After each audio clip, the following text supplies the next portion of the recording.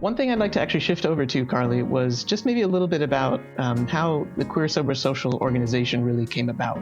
Because it's something that I happened to end up just joining a little bit later, but I know that you were part of the start of it.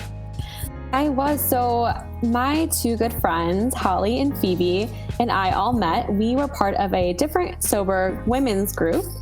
And through that group, the three of us became friends. And Holly and Phoebe were the first to start Queer Sober Social because they wanted to know where all the other people like them were in the city. I knew immediately that I wanted to be a part of this because these are my people, and these are the rooms that I want to be in. And things kind of took a shift with COVID happening.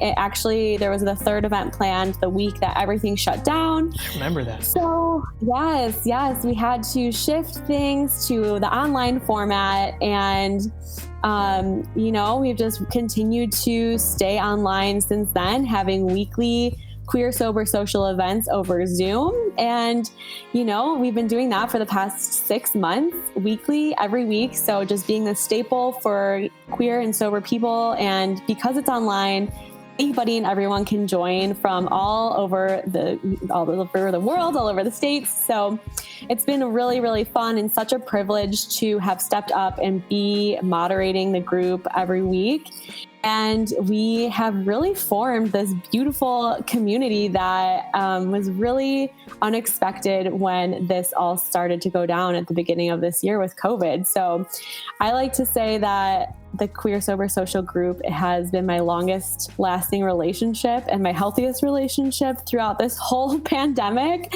And I really don't know what I would do without everyone, because it has been so instrumental in just continuing to evolve and talk about the topics that, only queer and sober people will understand. And through that, we get to meet amazing people like yourself. And that's great. I mean, I happened to join, I think it was the second live event, maybe in February, if that sounds right, this year.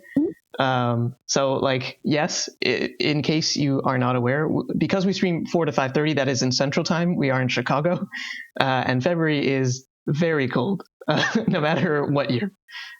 So the fact that it was packed, because this is before everything was shutting down, like we said, and this is a time where just people were able to come together.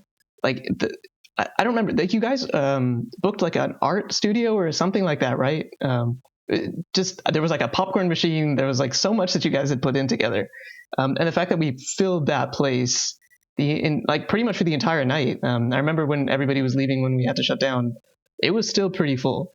And what was nice also that I really liked about it was just the fact it was super actually diverse, and actually all the letters of the LGBTQ alphabet.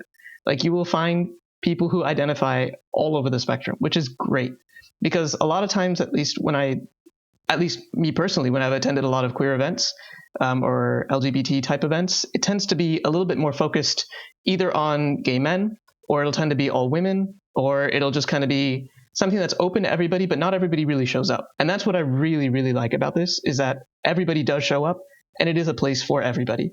There are so many people out there, like you said, that I would have never met if it wasn't for this group.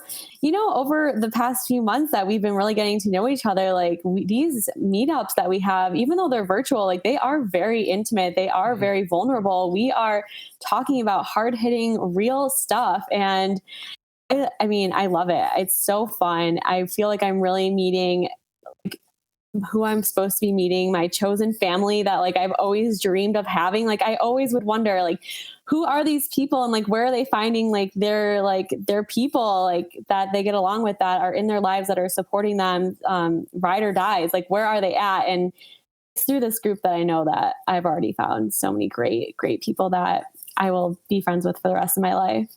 I had just finished grad school and had just restarted work when I found out about this.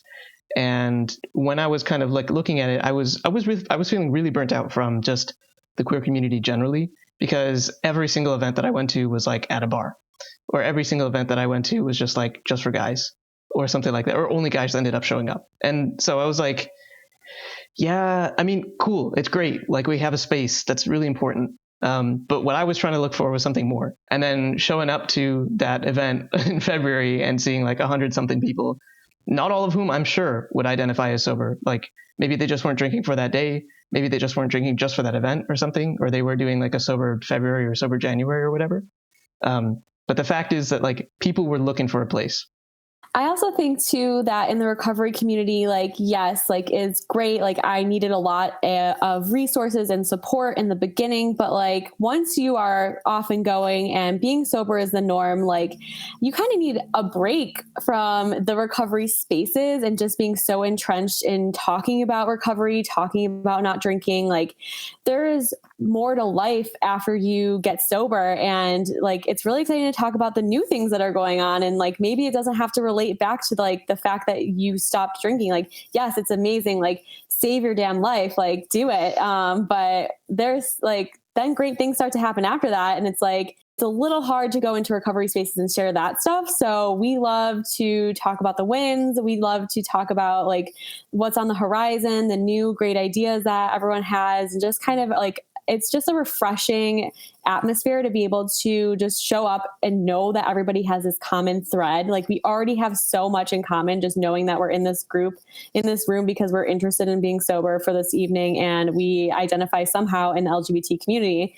So those two big commonalities alone just allow for everybody to kind of relax and just really be friendly and open and like not fearful of like meeting new people. And it's been just fantastic, honestly. Like I know it's so daunting to click on a Zoom or to show up to a place where you don't know anybody. But like I said, if you just know that you have these two major life things in common, you will find plenty to talk about. And that's the other thing I love about us too, is that we don't always have to talk about the fact that we are in this community or sober. That's obviously the link that connects all of us, and that's amazing. And obviously it's why we're here having the Queer Sober Social, but we also get to talk about so much more, like everything else in the world that is going on in our lives that is happening because, you know, we're us, we're unique. And yes, being queer and being sober is a part of our identity, but it doesn't necessarily mean it's the most interesting thing about us. And there's so many more facets to one's personality and their makeup that makes them who they are. And we're here to like talk about that and uncover that and like connect it back to like who they are and how it connects back to sobriety and queerness. But it doesn't have to be the end all be all of everything of who you are. Like we understand that this is a queer sober social group. Like it's kind of an emphasis on that social piece because I mean the queer and the sober stuff, as Carly said, like it's important. It's something that does bind us. It is something that ties us all together. But the social piece is really interesting as well because it is everything else. It's the how do you figure out dating when you're sober? It's the like and also queer, or like are you questioning your queer identity? Like there are